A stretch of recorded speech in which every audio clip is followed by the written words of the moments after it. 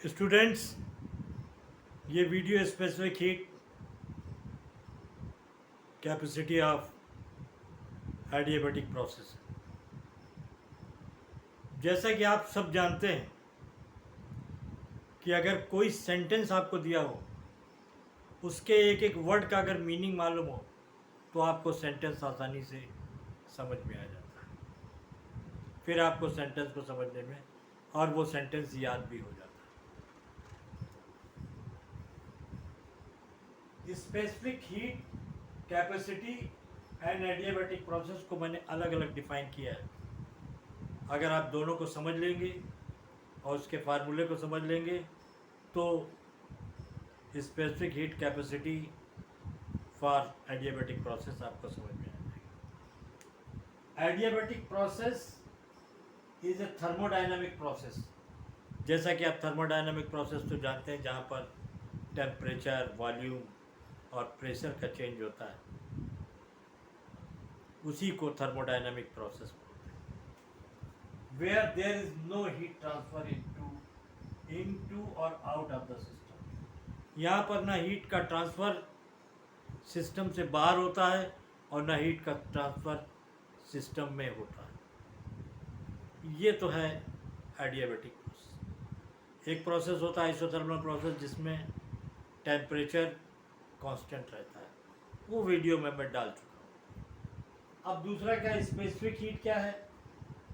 Specific heat substance की property है, property of substance that represent amount of heat.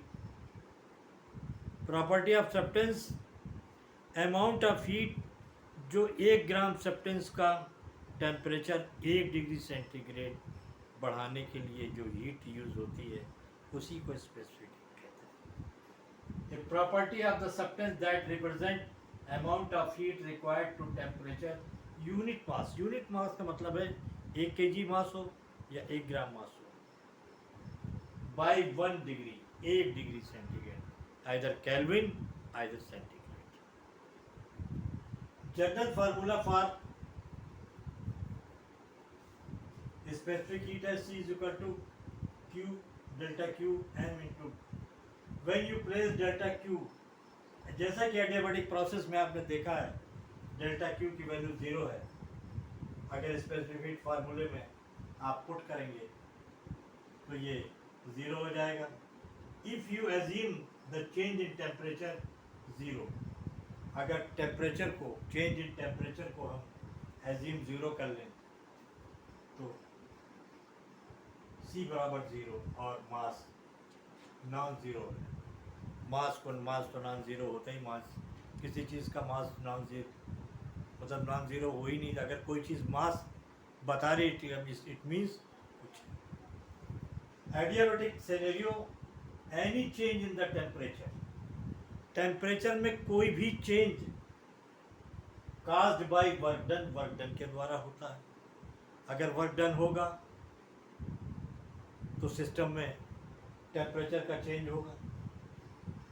और by internal energy, अगर temperature का change होता है तो इंटरनल एनर्जी का चेंज, और नॉट बाय एडिशन और removal of heat through the system boundary. चाहे सिस्टम में आप हीट को दें या सिस्टम से हीट निकालें, इस बात का कोई भी असर नहीं पड़ेगा। मुझे उम्मीद है, ये छोटा सा वीडियो है और मैं थर्मोडायनामिक्स चैप्टर फिज़िक्स में भी है और आपके केमिस्ट्री में भी है।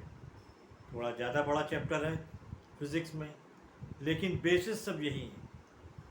तो मैं कोशिश ये कर रहा हूँ कि ताकि थर्मोडायनामिक्स चैप्टर को अगर एक एक पार्ट, छोटे छोटे पार्ट को कंप्लीट कर दूँ तो आपका फिज़िक्स में भी फ़ायदा हो सकता है और केमिस्ट्री में तो फ़ायदा होगा ही। मुझे उम्मीद है कि मेरे वीडियोज़ आपको अच्छे लग रहे हैं, आप लाइक कर रहे हैं, आप सपोर्ट कर रहे हैं। Okay, thank you.